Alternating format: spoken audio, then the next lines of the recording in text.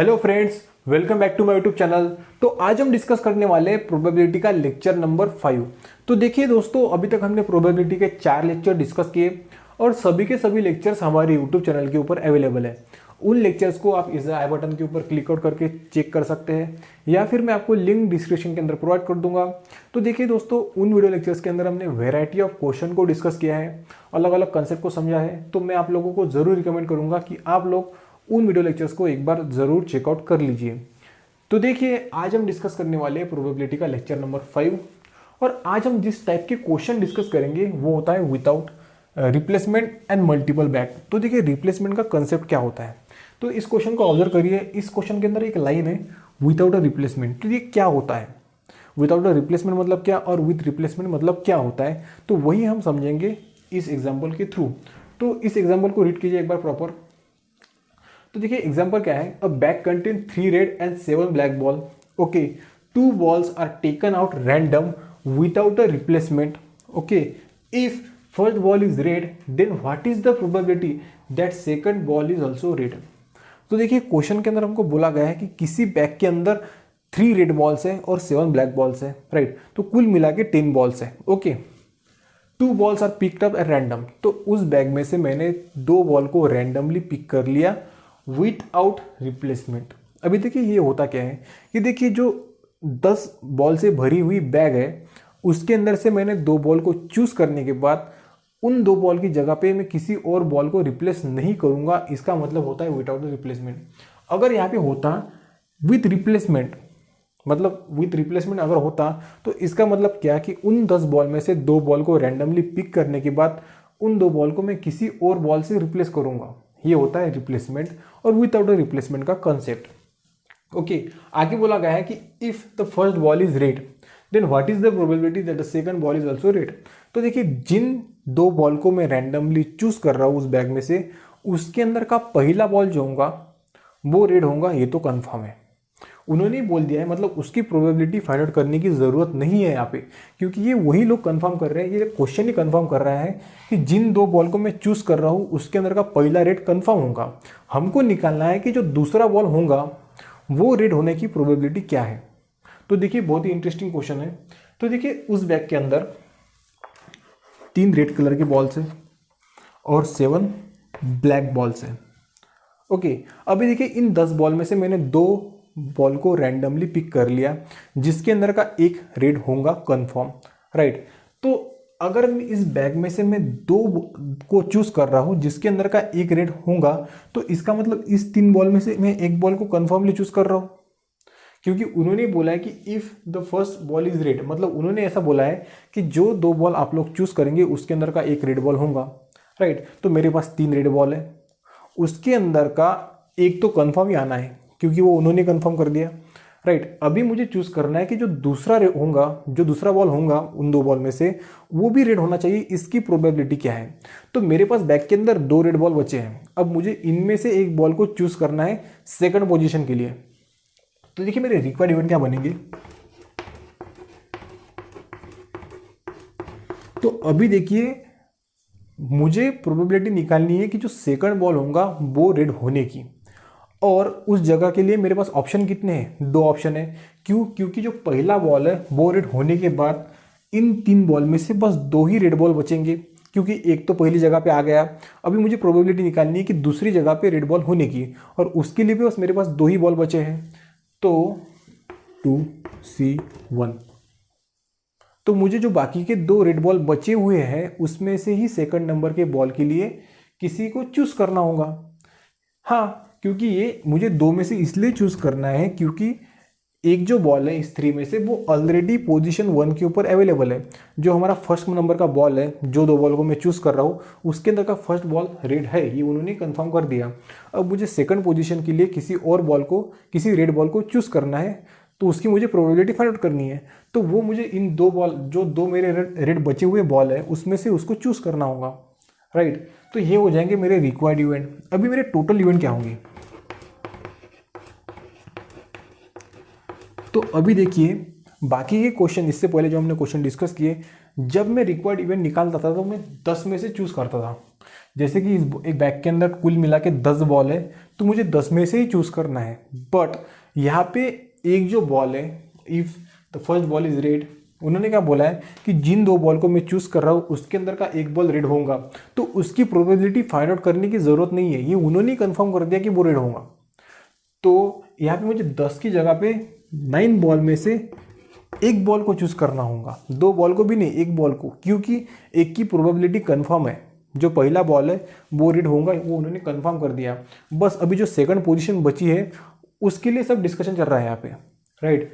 तो ये जो रिक्वायर्ड इवेंट है वो सेकंड पोजीशन के लिए, और ये जो रिक्वायर्ड इवेंट है ये सेकंड पोजीशन के लिए है, क्योंकि हमको उसकी ही प्रोबेबिलिटी निकालनी है। What is the probability that the second ball is also red. तो यहाँ पे सेकंड पोजीशन की बात हो रही है, और सेकंड पोजीशन पे एक ही बॉल आएगा, तो मेरे टोटल इवेंट भी 9C1 हो जाएंगे। अभी मुझे प्रोबेबिलिटी निकालनी है, तो मैं इसको इससे डिवाइड कर दूंगा, तो 2C1 डिवाइड बाय 9C1, ये कैलकुलेशन तो आपको पता है, ये हो जाएगा 2/9, और ये मेरी प्रोबेबिलिटी बन जाएंगी सेकंड बॉल रेड होने की। तो इस तरीके से इन क्वेश्चन को हमको सॉल्व करना है। अभी देखिए यहाँ पे अगर होता विथ रिप्लेसमेंट, यहाँ पे विदाउट रिप्लेसमेंट, अगर यहाँ पे होता विथ रिप्लेसमेंट, इसका मतलब क्या कि उस बैग में से मैंने 2 बॉल को चूज करने के बाद मैंने उन 2 बॉल को किसी और बॉल से रिप्लेस कर दिया, तो इसका मतलब उस बैग के अंदर 10 ही बॉल रहेंगे, राइट। और यहाँ पे मुझे रेड बॉल को 3 में से चूज करना होगा, क्योंकि जो फर्स्ट पोजीशन पे मैंने रेड बॉल उन्होंने बोला है कंफर्म होगा, उसको भी मैं उस बॉल को भी मैं चूज कर रहा हूँ, बट चूज करने के बाद मैं उसको रिप्लेस कर रहा हूँ।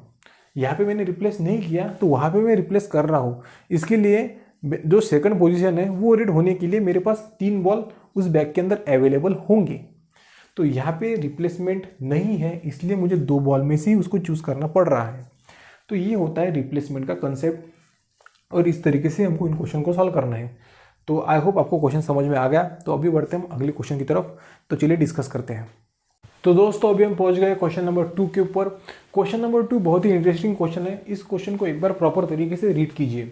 तो देखिए क्वेश्चन में क्या बोला गया है कि a box contain 10 identical electronic component of which 4 are defective if 3 components are selected at random from the box in succession. अब देखिए यहाँ पे वर्ड यूज किया हुआ है सक्सेशन, राइट, विदाउट रिप्लेसिंग, तो विदाउट रिप्लेसमेंट का क्वेश्चन है। Okay, the unit already drawn, what is the probability that the 2 components of selected components are defective.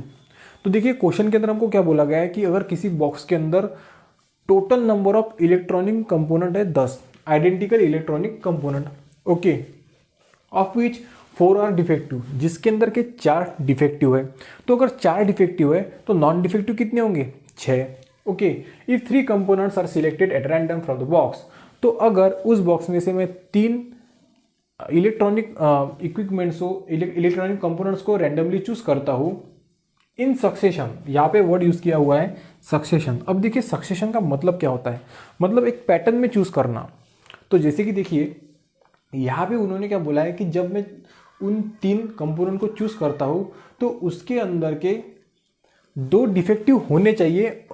तो अगर 2 डिफेक्टिव होने चाहिए तो एक जो 3rd नंबर का होगा वो नॉन डिफेक्टिव होना चाहिए। बट उन्होंने क्या बोला है कि यहाँ पे मुझे सक्सेशन में उनको चूज करना है और विदाउट रिप्लेसमेंट चूज करना है। तो इसका मतलब सबसे पहले तो सक्सेशन क्या, सक्सेशन में चूज करना मतलब क्या। तो जैसे कि देखिए अगर मैंने 3 कंपोनेंट को चूज किया जिसके अंदर का एक डिफेक्टिव है, सपोज दूसरा नॉन डिफेक्टिव है और तीसरा डिफेक्टिव है, तो यहाँ पे मैंने 3 कंपोनेंट चूज किए, उनके कंडीशन के हिसाब से उन्होंने क्या बोला कि जो आप चूज करोगे उसके अंदर के 2 डिफेक्टिव होने चाहिए और एक नॉन डिफेक्टिव होना चाहिए। बट यहाँ पे मुझे उनको सक्सेशन में चूज करना है, तो मेरा जो आखिरी का कंपोनेंट है तो ये पहला डिफेक्टिव हो जाएगा, दूसरा डिफेक्टिव हो जाएगा और 3rd नंबर का नॉन डिफेक्टिव हो जाएगा। ये भी हो सकता है, या फिर मेरा पहला कंपोनेंट जो है वो नॉन डिफेक्टिव हो सकता है और दूसरा डिफेक्टिव होगा और 3rd नंबर का भी डिफेक्टिव कंपोनेंट हो सकता है। तो मेरे पास यहाँ पे एक 3 कंडीशन बन गई है। क्यों, क्योंकि यहाँ पे मुझे उनको सक्सेशन में सिलेक्ट करना है, तो इनमें से कुछ भी हो सकता है। जब मैं 3 कंपोनेंट को चूज कर रहा हूँ उसके अंदर के 2 डिफेक्टिव होने चाहिए और एक नॉन डिफेक्टिव होना चाहिए, तो वो कोई भी हो सकता है। तो ये होता है सक्सेशन का मतलब। तो यहाँ पे मेरी 3 कंडीशन बन गई। अभी देखिए उन्होंने बोला है कि मुझे विदाउट रिप्लेसमेंट चूज करना है। तो अभी देखिए क्वेश्चन के ऊपर आते हैं। तो 10 कंपोनेंट है, जिसके अंदर के 4 जो है वो डिफेक्टिव है, राइट। तो अगर 4 डिफेक्टिव है तो 6 जो होंगे वो होंगे नॉन डिफेक्टिव, राइट। अभी देखिए उन्होंने मुझे बोला है कि जब मैं 3 कंपोनेंट को चूज करता हूं तो उन 3 कंपोनेंट में से 2 कंपोनेंट डिफेक्टिव होने चाहिए। तो अभी देखिए यहाँ पे total number of defective component कितने हैं, तो देखिए यहाँ पे 4 डिफेक्टिव कंपोनेंट है, उसमें से मुझे एक को चूज करना है। और मुझे इनको कितने में से चूज करना है, तो मुझे उनको 10 कंपोनेंट में से चूज करना है। अभी देखिए ये हो गई मेरी 3 में से एक कंपोनेंट की प्रोबेबिलिटी। जो मुझे 3 कंपोनेंट चूज करने हैं उसके अंदर का जो एक कंपोनेंट है उसकी प्रोबेबिलिटी ये होगी 4c1 अपॉन 10c1। अभी देखिए मुझे आना है इस दूसरे नंबर के कंपोनेंट के ऊपर, और उन्होंने क्या बोला है कि इन 3 कंपोनेंट में से 2 डिफेक्टिव होने चाहिए, जिसके अंदर का तो एक मैंने निकाल लिया यहाँ पे। अभी मुझे इसको निकालना है और वो ये डिफेक्टिव होना चाहिए। क्यों? क्योंकि उस 3 कंपोनेंट में से 2 डिफेक्टिव चाहिए और एक नॉन डिफेक्टिव चाहिए, तो ये डिफेक्टिव होना चाहिए। ओके, तो मुझे डिफेक्टिव की प्रोबेबिलिटी फिर से निकालनी है एक कंपोनेंट के लिए। अभी देखिए उन्होंने क्या बोला है कि रिपीटेशन नहीं हो रही है, विदाउट अ रिप्लेसमेंट है। जो मैं सेकंड नंबर का डिफेक्टिव कंपोनेंट चूज करूंगा वो उसको चूज करने के लिए उसे मुझे 3 में से चूज करना होगा, और नीचे उसके रिक्वायर्ड इवेंट हो जाएंगे 9c1। क्यों? क्योंकि जो मेरे 4 डिफेक्टिव कंपोनेंट है उसके अंदर का जो पहला डिफेक्टिव है उसकी पोजीशन मैंने यहाँ पे फिक्स कर दी। अभी मेरे पास बचे 3, अब मुझे इन 3 में से ही चूज करना होगा। जो मेरा सेकंड नंबर का डिफेक्टिव कंपोनेंट आएगा ये या फिर ये, इन 3 कंडीशन में से आप किसी को भी चूज कर सकते हैं, उसको मुझे इन 3 डिफेक्टिव कंपोनेंट में से ही चूज करना होगा, राइट। और नीचे 9c1 हो जाएगा क्योंकि यहाँ पे मैंने 10 कंपोनेंट ले लिए है और उसके अंदर का एक जो कंपोनेंट है उसकी प्रोबेबिलिटी कंफर्म हो गई, तो इसलिए मुझे 9 में से ही उसको चूज करना होगा। तो ये 2 हो गए डिफेक्टिव कंपोनेंट की प्रोबेबिलिटी विदाउट रिप्लेसमेंट, राइट। और बोला गया है कि जो थर्ड नंबर का कंपोनेंट होगा इन तीनों में से कोई भी एक, वो नॉन डिफेक्टिव होना चाहिए। क्यों? क्योंकि उन्होंने बोला है what is the probability that a two component selected are defective. तो मतलब इन 3 में से जो 2 कंपोनेंट है वो डिफेक्टिव होने की प्रोबेबिलिटी क्या है, तो इसका मतलब क्या है कि थर्ड नंबर का जो कंपोनेंट होगा वो नॉन डिफेक्टिव होना चाहिए। तो मेरे पास total number of non defective component कितने हैं, 6c1, और इसको मुझे इसके जो रिक्वायर्ड टोटल इवेंट आएंगे वो 8 में से आएंगे। क्यों? क्योंकि यहाँ पे मैं 10 को ले नहीं सकता, क्योंकि मैंने पहले ही 2 पोजीशन के ऊपर डिफेक्टिव कंपोनेंट की प्रोबेबिलिटी फिक्स कर दी है, कंफर्म कर दी है। तो 2 जो पोजीशन है इलेक्ट्रॉनिक कंपोनेंट की वो फिक्स हो गई। अब बॉक्स के अंदर बस 8 ही बचे हैं, तो 8c1। तो आई होप आपको समझ में आ गया जो मैंने कंस्ट्रक्शन यहाँ पे किया है। तो देखिए इसको मैं सॉल्व करता हूँ, तो ये हो जाएगा 4 multiplied by 3 multiplied by 6 upon 10 multiplied by 9 multiplied by 8। तो देखिए 4 1 4 4 2 8 3 3 9,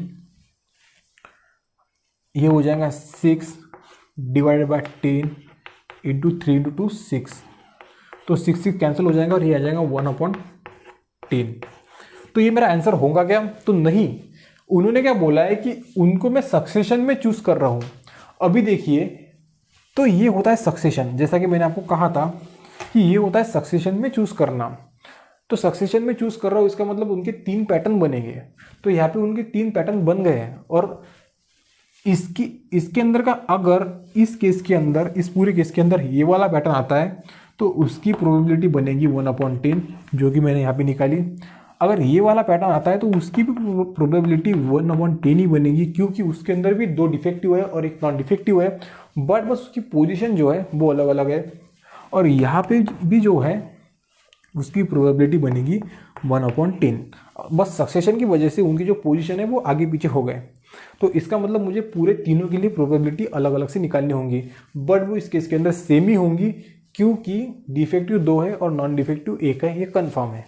तो इन तीनों को मुझे ऐड करना होगा, दैट इज 1/10 प्लस 1/10 प्लस 1/10, और ये हो जाएगा 3/10, और ये हो जाएगा मेरा फाइनल आंसर। किसका? 2 डिफेक्टिव होने का और एक नॉन डिफेक्टिव होने का। जो 3 कंपोनेंट मैं चूज कर रहा हूँ उसके अंदर के 2 कंपोनेंट डिफेक्टिव होने की प्रोबेबिलिटी हो जाएंगी 3/10। और 3/10 क्यों हुई? अगर यहाँ पे सक्सेशन नहीं होता तो मेरी प्रोबेबिलिटी 1/10 ही होती, बट उन्होंने दिया है कि उनको अगर मैं चूज करूंगा तो उनको मुझे सक्सेशन बटन में चूज करना है, इसीलिए उनकी प्रोबेबिलिटी 3/10 हो जाएंगी। तो आई होप आपको क्वेश्चन समझ में आ गया। तो अभी हम बढ़ते हैं नेक्स्ट क्वेश्चन की तरफ, तो चलिए डिस्कस करते हैं। तो दोस्तों अभी हम पहुंच गए क्वेश्चन नंबर 3 के ऊपर। तो देखिए क्वेश्चन नंबर 3 क्या है? A bag contain 3 red 4 green and 5 blue balls. 3 balls are drawn in succession from the bag with replacement. What is the probability that the 3 balls are of different color? तो देखिए question के अंदर हमको बोला गया है कि अगर किसी बैग के अंदर 3 रेड बॉल्स है, 4 ग्रीन बॉल्स है और 5 ब्लू बॉल्स है, okay, then 3 balls are drawn in succession। तो अगर उस बैग में से मैंने किसी भी 3 रैंडम बॉल को पिक कर लिया और उनको सक्सेशन में ड्रॉन कर दिया, ओके, कैसे? सक्सेशन में। तो यहाँ पे सक्सेशन का कंसेप्ट आ गया है। From the bag with replacement, तो ये जो क्वेश्चन है ये रिप्लेसमेंट वाला है। तो देखिए जो हमने अभी तो प्रीवियसली क्वेश्चन डिस्कस किए उसके अंदर रिप्लेसमेंट नहीं हो रहा था, तो इस क्वेश्चन के अंदर रिप्लेसमेंट हो रहा है कि मतलब उस बैग में से जब मैं 3 बॉल को चूज करता हूँ, पिक करता हूँ रैंडमली ड्रॉ करने के लिए, तो उनकी जगह पे मैं किसी और बॉल को प्लेस करता हूँ, तो मतलब उनको मैं रिप्लेस कर रहा हूँ। उनको सिंपली मैं पिक करके ड्रॉ नहीं कर रहा हूँ उस बैग में से, उनको मैं रिप्लेस कर रहा हूँ किसी और बॉल से, okay. What is the probability that the 3 balls are of different colour? तो जो 3 बॉल मैं रैंडमली ड्रॉ करूंगा वो तीनों के तीनों डिफरेंट कलर के होने की प्रोबेबिलिटी क्या है? तो हो सकते हैं, क्यों नहीं हो सकते? क्योंकि यहाँ पे तीनों के तीनों बॉल जो है वो डिफरेंट कलर के हैं और यहाँ पे रिप्लेसमेंट हो नहीं रहा है। तो सबसे पहले उन्होंने बोला है कि ये सक्सेशन में होगा, जो 3 बॉल हम ड्रॉ करेंगे वो सक्सेशन में करेंगे। तो सबसे पहले तो मुझे उनकी सभी कंडीशन लिखनी पड़ेंगी। तो देखिए सपोज मेरा पहला जो बॉल है वो रेड होता है, दूसरा ब्लू होगा और तीसरा ग्रीन होगा, या फिर मेरा पहला रेड होगा, दूसरा ग्रीन होगा और तीसरा ब्लू होगा।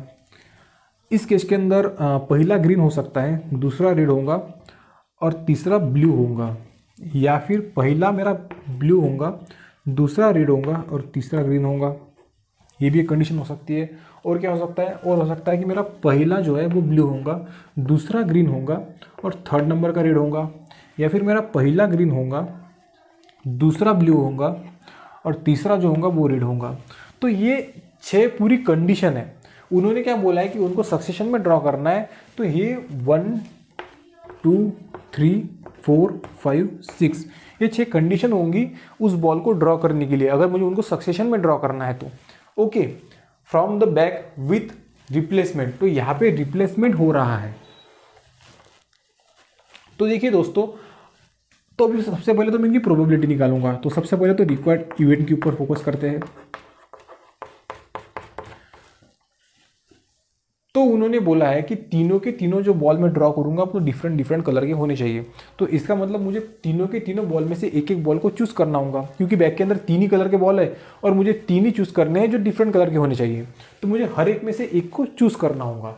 तो मैं रेड कलर में से एक को चूज करूंगा, मल्टीप्लाइड बाय 4 में से एक कलर को चूज करूंगा जो ग्रीन बॉल है, और ये जो 5 ब्लू बॉल है उसमें से एक कलर को एक को चूज करूंगा।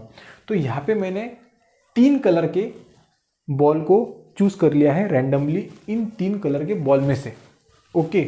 तो ये हो गए मेरे रिक्वायर्ड इवेंट। अभी देखिए यहाँ पे इंटरेस्टिंग क्या बात है, उन्होंने बोला है कि रिप्लेसमेंट्स के साथ हो रहा है। तो अभी देखिए जो मेरे टोटल इवेंट आएंगे, राइट, टोटल इवेंट जो इनको डिवाइड करेगा, तो देखिए ये 3C1 जो मैं चूज करूंगा ये तो मैं 12 में से चूज करूंगा, और यहाँ पे भी मैं 12 में से ही चूज करूंगा। क्यों? क्योंकि इन 3 में से एक बॉल को चूज करने के बाद यहाँ पे 11 नहीं बचेंगे, 12 बचेंगे, क्योंकि उसमें से चूज करने के बाद मैंने उसको रिप्लेस कर दिया किसी और बॉल से। उसने क्या बोला है? From the back with replacement. तो जैसे ही मैं एक बॉल को उसके अंदर उन 3 बॉल को मैं पिकअप करता हूँ, तो उसमें उस जगह पे मैं किसी और बॉल को उस और बॉल से उसको रिप्लेस कर देता हूँ। तो यहाँ पे रिप्लेसमेंट का कंसेप्ट आ रहा है। तो जैसे ही ये जो पहली प्रोबेबिलिटी मैंने निकाली एक बॉल की, तो जो जब कभी भी मैं दूसरी बॉल की प्रोबेबिलिटी निकालने के लिए जाता हूँ तो रिक्वायर्ड इवेंट के अंदर मुझे 12 बॉल को ही एज अ आर कंसिडर करना होगा, एज अ एन कंसिडर करना होगा। क्यों? क्योंकि यहाँ पे रिप्लेसमेंट नहीं हो रहा है, रिप्लेसमेंट हो रहा है, सॉरी, ओके, और यहाँ पे भी आ जाएगा 12C1। तो अभी इसको सॉल्व करेंगे तो देखिए ये आ जाएगा, ये सभी 3 हो जाएगा, 3 × 4 × 5 डिवाइडेड बाय 12 × 12 × 12। तो इसको सॉल्व करेंगे, 3 × 3, 3 4 12, 4 3 12, राइट। तो 4 × 3 हो जाएगा 12, ही आ जाएगा 5/12 × 12 हो जाएगा 144। तो देखिए दोस्तों ये आ गई उसकी प्रोबेबिलिटी, पर ये किसकी आ गई, बस एक ही कंडीशन की प्रोबेबिलिटी आ गई। बट हम इनको सक्सेशन में ड्रॉ कर रहे हैं तो मुझे इसको 6 बार ऐड करना होगा, बट ये बहुत ज़्यादा मुश्किल हो जाता है इसको 6 बार ऐड करना। तो यहाँ पे एक ट्रिक है, शॉर्ट ट्रिक। हमें क्या करना है, 5/144 को मल्टीप्लाई करके देना है, किससे, 6 से, क्योंकि हमारे पूरे कंडीशन सक्सेशन की वजह से जो हमारी कंडीशन बनी है वो 1 2 3 4 5 6 कंडीशन बनी है। तो इसको अगर मैं मल्टीप्लाई कर दूँ तो ये हो जाएगा 5 6 30 डिवाइड बाय 144, और ये मेरी बन जाएंगी प्रोबेबिलिटी। आप न्यूमरेटर और डिनोमिनेटर को डिवाइड कर सकते हैं 2 से, या फिर किसी भी नंबर से जो उनको डिवाइड करता है। 9 से डिवाइड होता है वो शायद, हाँ सॉरी 3 से, तो 3 से हम उसको डिवाइड कर सकते हैं। तो जो कुछ भी आंसर आएगा, जो कुछ भी ऑप्शन में होगा उसको टिक करिए, और इस तरीके से हमको इन क्वेश्चन को सॉल्व करना होता है। तो आई होप आपको रिप्लेसमेंट का कंसेप्ट समझ में आ गया है, रिप्लेसमेंट होता क्या है, विदाउट रिप्लेसमेंट क्या होता है, सक्सेशन का मतलब समझ में आ गया कि जब कभी भी बोला जाता है कि हम किसी बॉल्स को या फिर किसी इलेक्ट्रॉनिक कंपोनेंट को रैंडमली ड्रॉ करते हैं विथ सक्सेशन, तो उनको कैसे अरेंज करना है।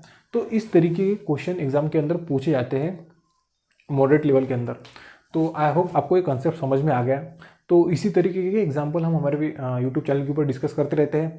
तो अगर आपको वीडियो अच्छा लगा तो वीडियो को लाइक करिए और चैनल को सब्सक्राइब करना मत भूलिए। Thanks for watching.